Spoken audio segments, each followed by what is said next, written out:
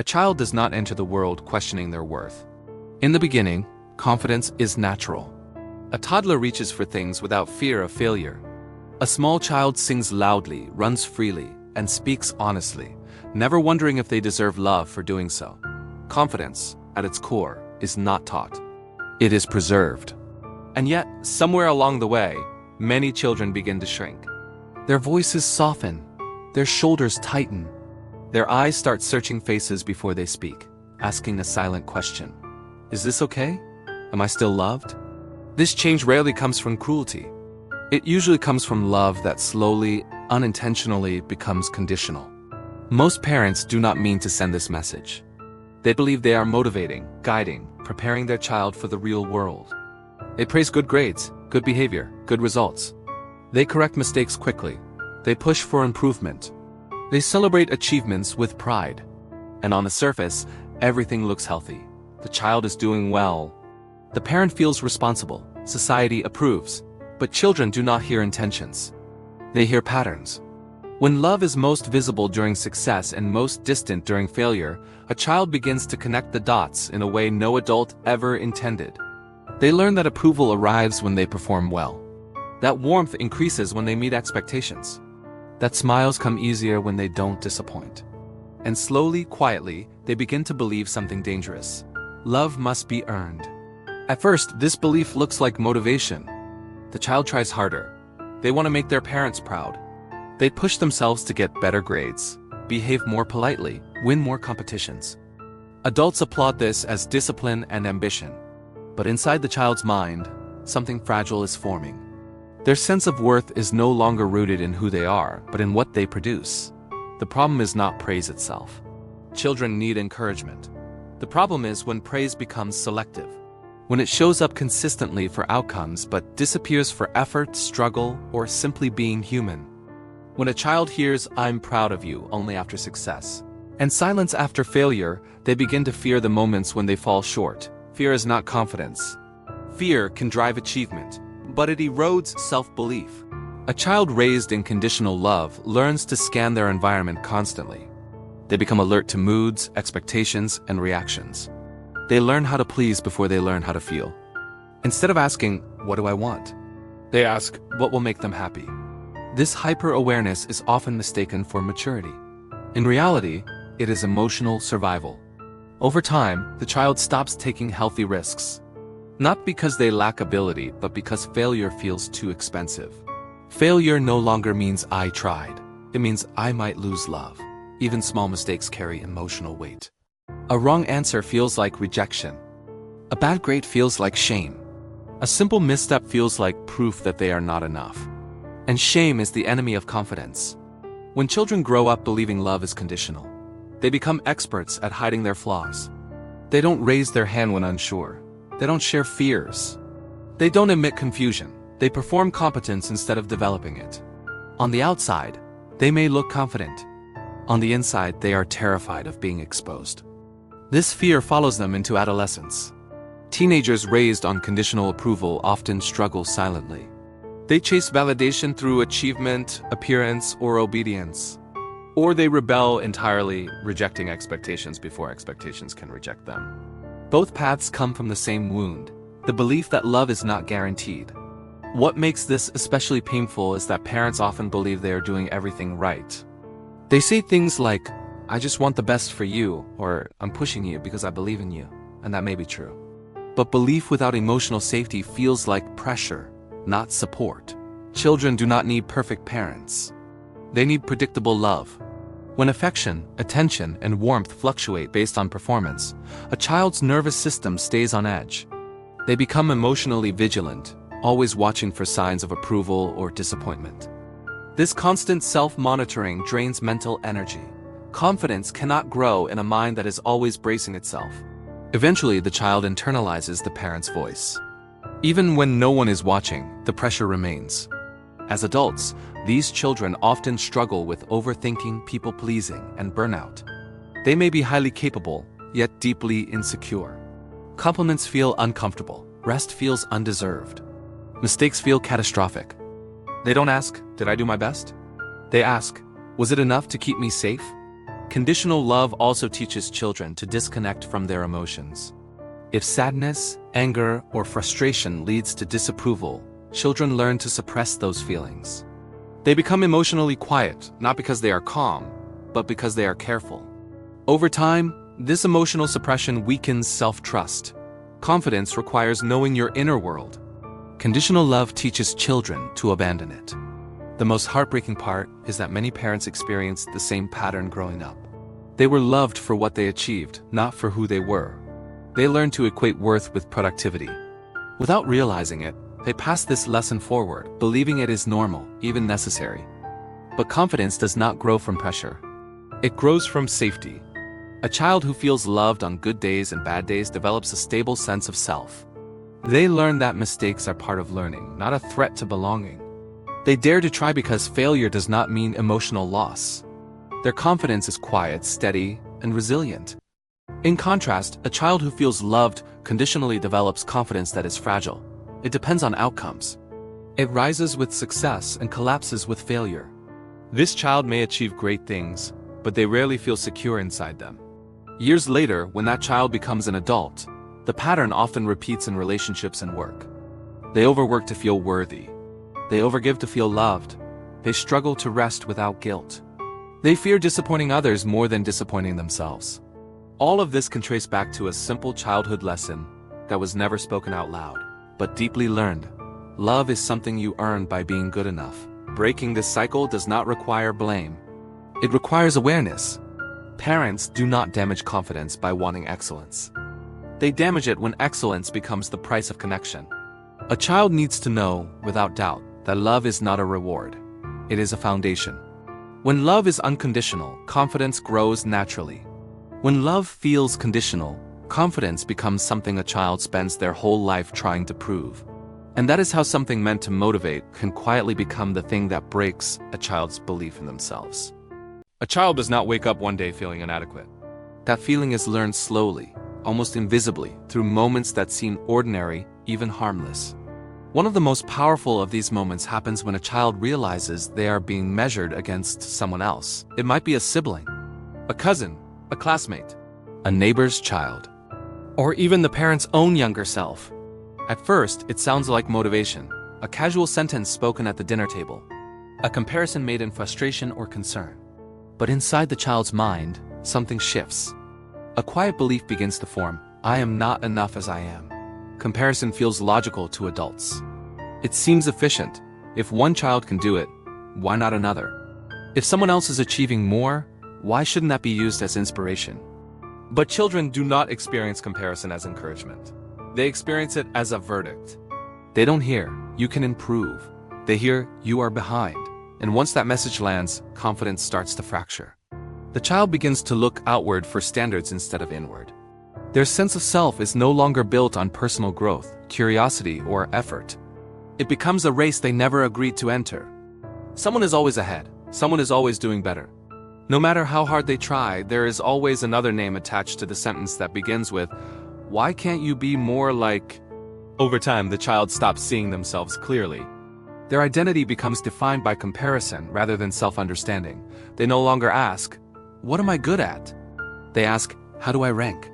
This shift is subtle but devastating. Confidence thrives when a person feels unique and valued for who they are. Comparison teaches a child that uniqueness is irrelevant and worth is relative. What makes this especially painful is that the comparison often comes from people whose approval matters most. When a parent compares a child to a sibling, the comparison cuts deeper than any comment from a stranger. It creates competition where safety should exist. The child may begin to see their sibling not as a companion, but as a rival for love and approval. Even in families filled with affection, comparison quietly poisons connection. Some children respond by pushing themselves relentlessly.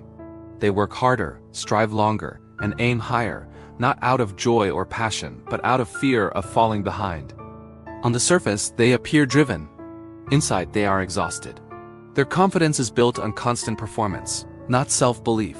The moment they slow down, the fear returns. Other children respond by giving up. If they believe they can never measure up, they stop trying altogether. This withdrawal is often misunderstood as laziness or lack of ambition. In reality, it is self-protection. It hurts less to fail intentionally than to try and still feel inadequate. Comparison also teaches children to distrust their own pace. Every child develops differently. Some bloom early, others take time. Comparison ignores this natural rhythm and replaces it with urgency. The child begins to feel rushed, pressured, and chronically behind, even when they are exactly where they need to be. As the years pass, the effects of comparison deepen. The child internalizes an invisible scoreboard that follows them everywhere. In school, in friendships, in hobbies, and later in careers and relationships, they measure themselves constantly.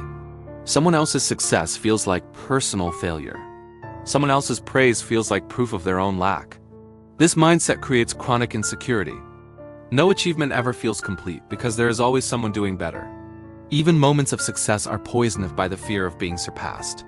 Confidence cannot survive in a mind that never feels enough. Comparison also erodes joy. A child who once loved drawing may stop because another child draws better. A child who enjoyed sports may quit because someone else is faster.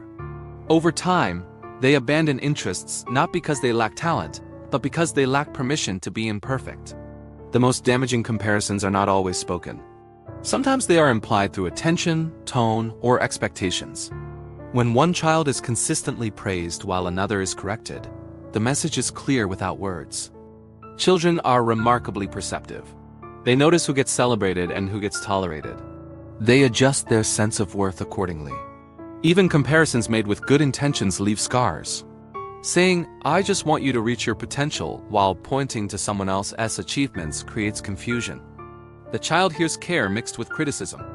They begin to believe that potential is something proven through outperforming others, not through growth. As adults, many people who grew up with constant comparison struggle with identity. They may achieve success but feel hollow. They may receive compliments but dismiss them. They may constantly doubt whether they deserve what they have. Their confidence is unstable because it was never rooted in self-acceptance. In relationships, comparison-trained individuals often feel threatened by their partner's success. Not out of jealousy, but out of fear. Someone else's growth feels like their own inadequacy resurfacing. The same childhood wound plays out again and again. Comparison also creates emotional distance from parents. A child who feels constantly measured may stop sharing thoughts, fears, or dreams. They protect themselves by staying quiet. Over time, the relationship becomes polite but shallow. The parent may feel confused, unaware that the emotional gap was created by years of small, seemingly harmless comparisons. The tragedy of comparison is that it replaces curiosity with judgment. Instead of asking how a child thinks, feels, or learns, the focus shifts to outcomes and rankings. The child becomes a project instead of a person. Confidence does not grow in projects. It grows in people who feel seen. Children raised without constant comparison develop a different inner voice. They learn to assess themselves based on effort, values, and progress. They are more resilient in failure because failure does not threaten their identity. They understand that someone else's success does not diminish their own. But for the child shaped by comparison, self-worth feels like a moving target. They chase it through grades, achievements, approval, and perfection. And no matter how much they accomplish, the sense of being behind never fully disappears. This is how confidence quietly breaks, not through cruelty, not through neglect, but through constant measurement against others, teaching a child that their value is never fixed, only relative. And when a child grows up believing they are only as good as someone else as performance allows them to be, confidence becomes something they are always reaching for but never truly holding. There is another view to think about our child, which is overprotection disguised as care. A child's confidence does not collapse only when they are compared to others or made to feel behind. It also weakens when their inner world is repeatedly dismissed. One of the quietest yet most damaging ways parents unintentionally break a child's confidence is by invalidating their emotions. It often happens with good intentions. A parent wants to calm a crying child, toughen them up, or teach resilience. So they say things like, "You're overreacting, it's not a big deal. Stop being so sensitive," or "There's nothing to be upset about." To an adult, these words seem reassuring or practical. To a child, they carry a very different message. When a child expresses an emotion, they are not just reacting to an event. They are revealing their internal experience. Emotions are how children make sense of the world before they have logic, perspective, or emotional regulation. When a parent dismisses those emotions, the child does not learn calm. They learn doubt. They begin to question their own feelings, instincts, and perceptions. Slowly, they stop trusting themselves. At first, the child is confused. They feel something strongly, yet the person they rely on most is telling them that what they feel is wrong or exaggerated. This creates a painful disconnect. The child learns that their inner experience is not reliable. Over time, instead of understanding emotions, they learn to suppress them. And confidence cannot grow in a person who believes their own feelings are invalid. Emotional invalidation often shows up during moments of vulnerability. A child is scared, embarrassed, hurt, or overwhelmed. Instead of being met with understanding, they are met with correction. You shouldn't feel that way. The word should becomes heavy. It tells the child that emotions are something to manage for others' comfort, not something to understand. The child begins to adapt. They learn which emotions are acceptable and which are not. Anger might be punished, sadness might be ignored. Fear might be mocked. Joy might be restrained. The child starts performing emotional control instead of developing emotional intelligence. They smile when they are hurting. They stay quiet when they are confused. They laugh when they are uncomfortable. This adaptation looks like maturity from the outside. Adults often praise children who are easy, calm, or not dramatic. But what is really happening is emotional self-erasure. The child is learning to disappear internally to stay connected externally. They trade authenticity for approval. As this pattern continues, the child's confidence erodes at a deep level. Confidence is not just about believing you can do things. It is about believing that your inner world makes sense. When emotions are dismissed, the child loses that foundation. They grow up unsure whether their reactions are appropriate, whether their boundaries are justified, whether their needs are valid. This uncertainty follows them into adolescence. When teenagers struggle with emotions, they often feel ashamed of them. They don't say, "I'm sad," they say, "Something is wrong with me," because they were never taught that emotions are signals, not flaws. They were taught to push feelings away, not to understand them. In relationships, emotionally invalidated children often become people who apologize for having needs. They hesitate before expressing discomfort. They minimize their pain. They say, "It's fine," when it isn't. Inside, they feel disconnected and misunderstood, but they struggle to articulate why. Some grow into adults who intellectualize everything. They explain feelings away instead of feeling them. Others become emotionally reactive because suppressed emotions eventually surface, often in overwhelming bursts. Neither path leads to stable confidence. Confidence requires emotional clarity, not emotional avoidance. Emotional invalidation also teaches children that comfort must be earned. If their feelings are only acknowledged when they are calm, polite, or convenient, they learn that distress makes them unlovable. This belief is deeply damaging. It creates a core fear that showing weakness will lead to rejection. As adults, these individuals often struggle to ask for help. They believe they should handle everything on their own. They may pride themselves on independence, but underneath is a fear of being seen as needy or dramatic. Their confidence appears strong, but it is fragile, built on emotional isolation. Invalidation can also happen through distraction. A child expresses sadness and the parent immediately tries to fix it. They offer solutions, advice, or distractions instead of presence. While problem solving has its place, it can unintentionally send the message that emotions are problems to eliminate, not experiences to process. Children need space to feel before they learn to cope. When that space is denied, emotions don't disappear. They go underground. And what is buried often grows heavier over time. Even humor can invalidate emotions. Laughing at a child's fear, teasing their embarrassment, or joking about their sadness may seem harmless, but it teaches the child that vulnerability is unsafe. They learn to armor themselves with humor or detachment, distancing themselves from their true feelings. This emotional distancing affects self-trust. When someone grows up doubting their own emotions, decision-making becomes difficult. They second-guess themselves constantly. They ask others for reassurance. They fear making mistakes because they don't trust their internal compass. Confidence is built when a child learns, "I can feel something, understand it, and survive it." Emotional invalidation removes that learning. The child never gets the chance to integrate emotions into their sense of self. Instead, emotions become threats. Many parents invalidate emotions because they were invalidated themselves. They were taught to be strong, quiet, or productive instead of emotionally aware. They'd pass this pattern on unintentionally, believing they are preparing their child for a tough world. But emotional strength is not the absence of feeling. It is the ability to navigate feeling. Children who grow up emotionally validated develop a different inner dialogue. When they feel upset, they don't panic. They don't shame themselves. They recognize emotions as temporary states, not permanent flaws. This creates emotional resilience, which is one of the strongest forms of confidence. Without validation, a child's inner voice becomes harsh. They criticize themselves the way they were corrected. They minimize their struggles. They push themselves to function instead of heal. Over time, this leads to burnout, anxiety, and emotional numbness. In adulthood, emotionally invalidated individuals often feel disconnected from joy as well as pain. They may succeed externally but feel empty internally. They struggle to feel present, grounded, or satisfied. Their confidence is conditional, dependent on performance rather than self-acceptance. Perhaps the most painful outcome of emotional invalidation is loneliness.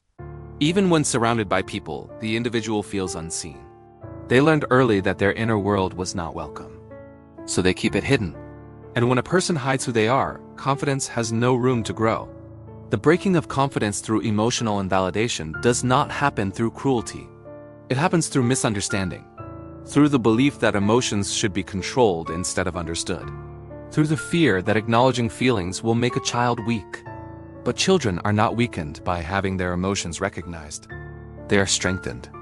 When a child feels emotionally safe, they take risks. They express ideas. They explore the world with curiosity instead of fear. Confidence grows naturally from that safety. When emotional validation is missing, confidence becomes something the child tries to earn through achievement, approval, or perfection. And no matter how much they accomplish, the inner doubt remains. This is how confidence quietly erodes. Not through shouting or punishment, but through the repeated message that what a child feels does not matter. And when a person grows up believing their inner world is unimportant, they struggle to believe that they themselves are important. That belief shapes how they speak, how they love, how they lead, and how they live. And it all begins with the moments when a child reached out emotionally and learned that their feelings were not welcome. Let's see about the concept of overprotection of a child. A child's confidence can be weakened not only by harsh words or comparisons, but also by something that looks loving on the surface. Overprotection often wears the disguise of care. It sounds like concern, looks like involvement, and feels like responsibility. Parents step in quickly, fix problems, make decisions, and shield their child from discomfort. They do it because they love their child and want to protect them from pain, failure, or disappointment. But slowly, quietly, this protection begins to send a message the child never hears spoken out loud. The message is simple and damaging. You can't handle life on your own. At first, the child doesn't resist it. Why would they? When a parent ties shoes, speaks for them, solves conflicts, or makes choices, life feels easier. The child feels safe. But safety without challenge does not build confidence. It builds dependence. Confidence is born in moments where a child struggles, tries, fails, and realizes they survived. When those moments are removed, something essential is lost. Overprotected children grow up in a world where discomfort is treated like danger. A parent rushes in at the first sign of difficulty. A tough homework problem, a disagreement with a friend, a forgotten item at school, a small mistake. Instead of letting the child navigate the situation, the parent intervenes. They explain, correct, defend, and decide. The child watches life being handled for them. The child learns that struggle is something to avoid, not something to grow through. They learn that mistakes are emergencies, not lessons. Slowly, they stop trusting themselves. Why try when someone else will take over? Why decide when someone else knows better? Over time, the child's inner voice becomes quiet. They don't ask themselves, "What do I think?" or "What can I do?" They look outward for answers. They wait for guidance. They hesitate before acting. Their confidence does not develop because they are rarely given the space to test it. Parents often mistake obedience for confidence. A child who follows instructions, avoids risk, and stays close appears well-behaved and mature. But inside, that child may feel unsure, anxious, and afraid of making the wrong move. They learn that approval comes from compliance, not from self-trust. Overprotection also interferes with emotional resilience.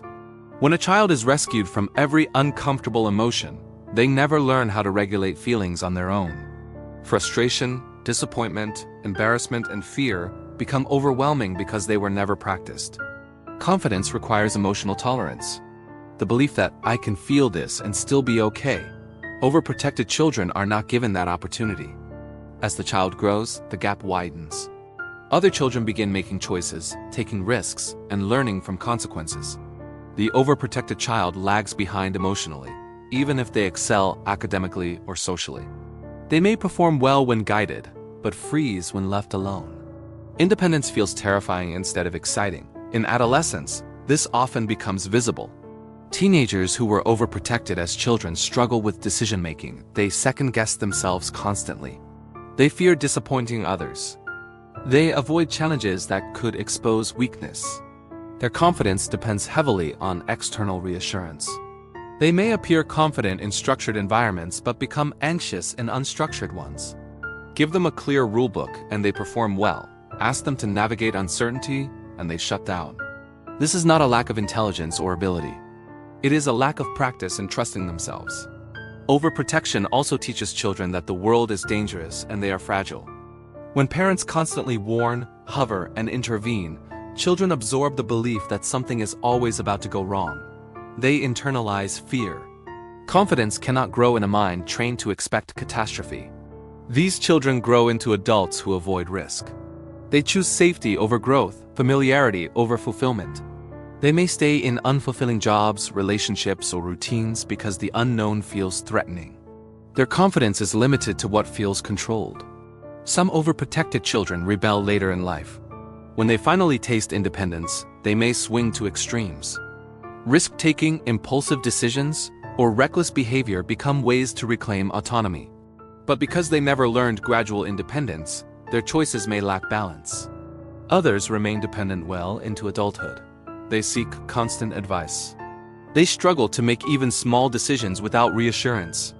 They feel anxious when support is not immediately available.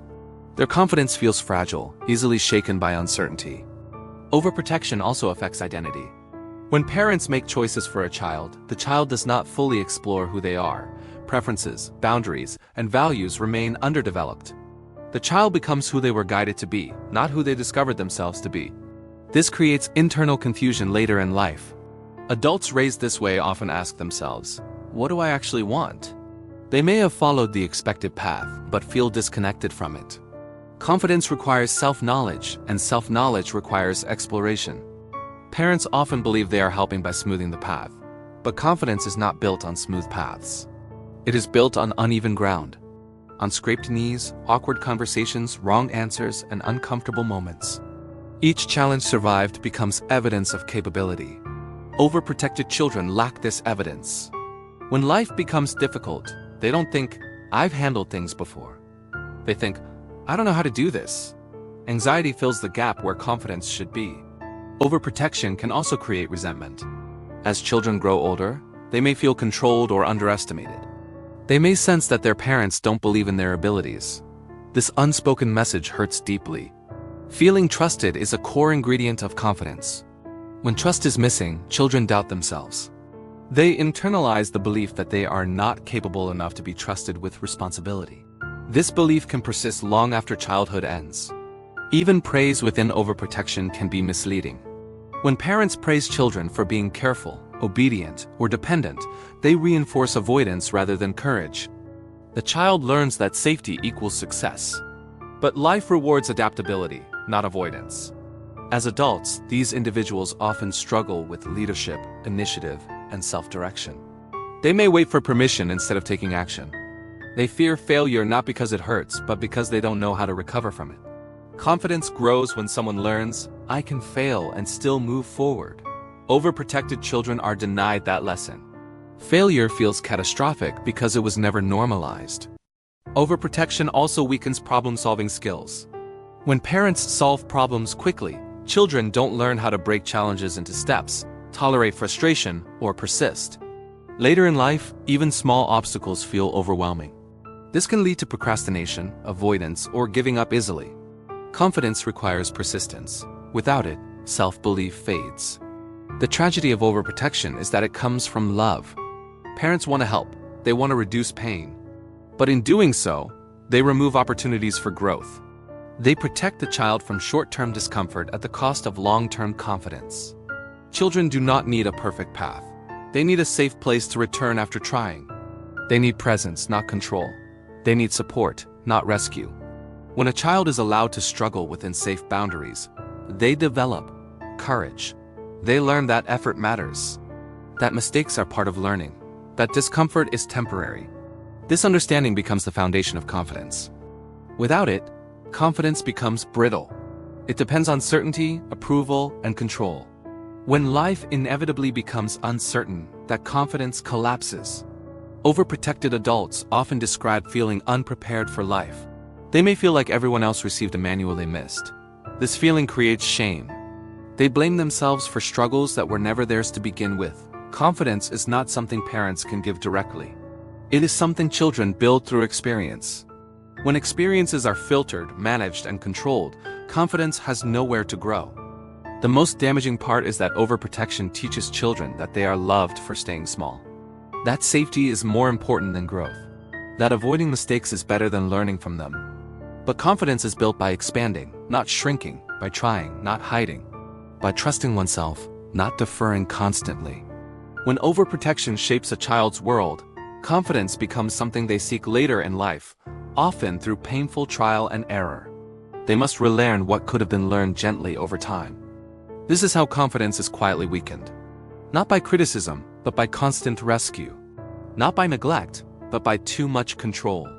And it leaves behind adults who are capable, intelligent, and full of potential, yet unsure whether they are strong enough to stand on their own. Now we will discuss about criticism without emotional safety. A child's confidence is not destroyed in one dramatic moment. It erodes slowly, quietly, through repetition. One of the most powerful forces behind this erosion is criticism that exists without emotional safety. Not guidance, not correction. But criticism that lands without reassurance, without warmth, without the sense that love remains intact even when mistakes are made. In many homes, criticism becomes the primary language of improvement. Parents point out what went wrong, what could have been better, what should not be repeated. Often, they believe this is necessary preparation for the real world. They think toughness builds strength. They assume that pointing out flaws will motivate growth.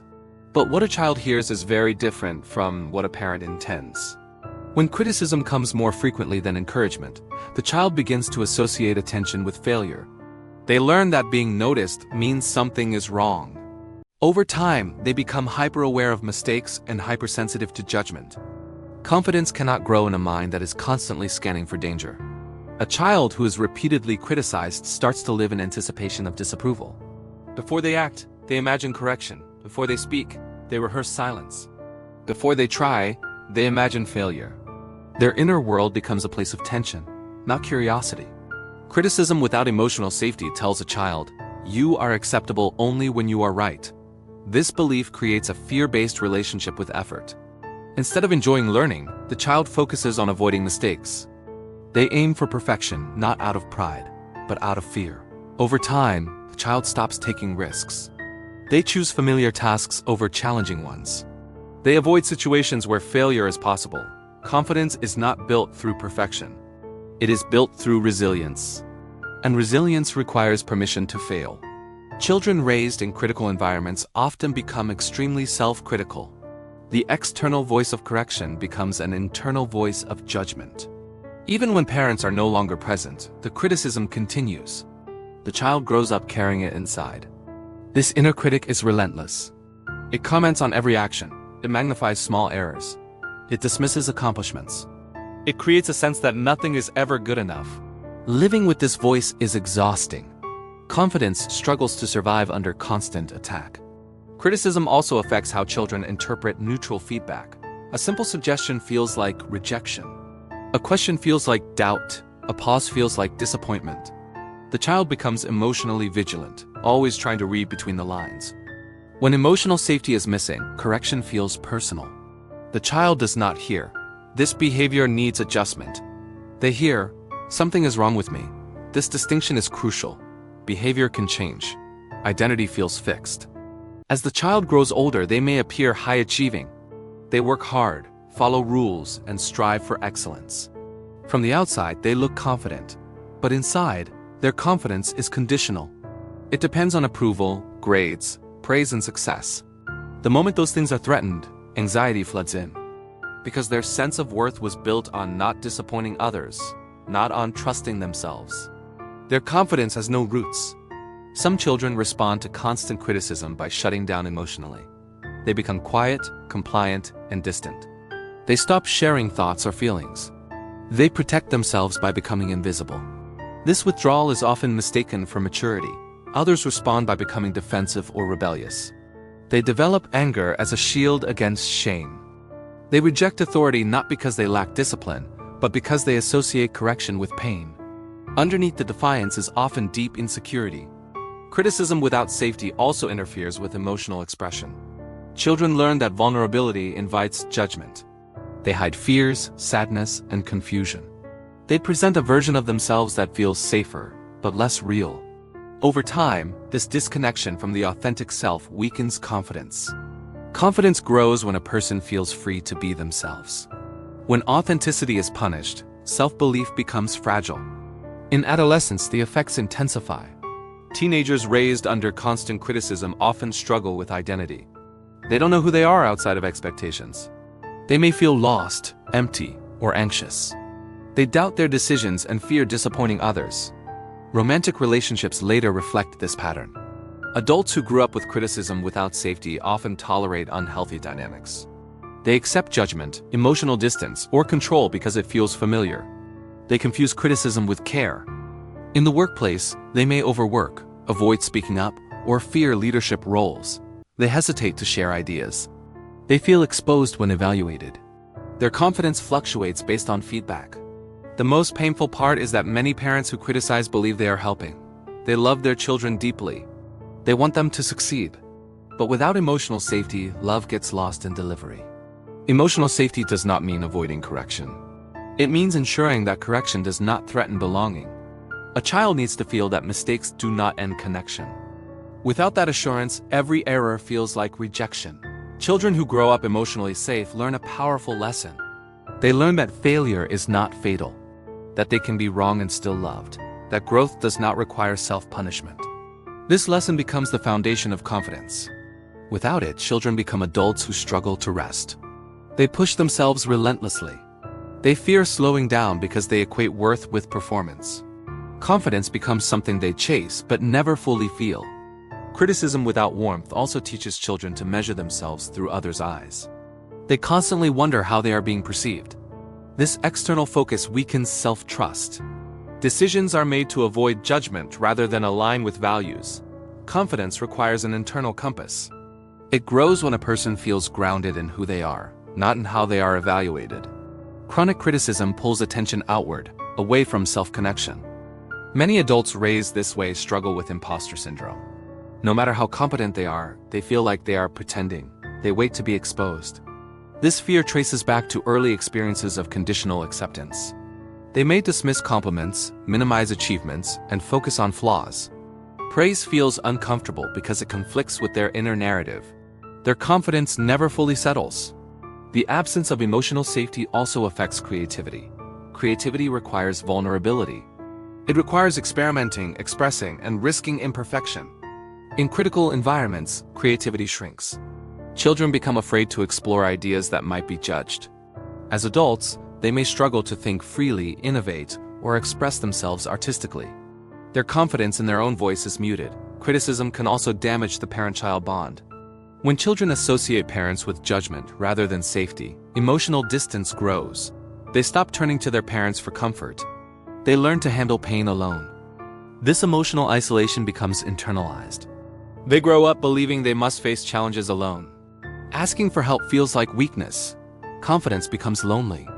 Over time, the child internalizes a belief that love is earned through flawlessness. This belief shapes how they treat themselves and others. They become harsh judges, both inwardly and outwardly. But confidence is not built through harshness. It is built through compassion, patience, and trust. A child who feels safe to fail learns courage. A child who feels safe to be imperfect learns self-acceptance. Without emotional safety, criticism becomes a wound instead of a guide. It chips away at self-belief. It teaches children to doubt themselves before they even begin. The saddest part is that many children grow into adults who appear strong, capable, and successful, yet feel empty inside. Their confidence never feels solid, it wavers constantly. They carry a lifelong fear of not being enough. And no amount of achievement fully silences that fear. This is how confidence is quietly broken.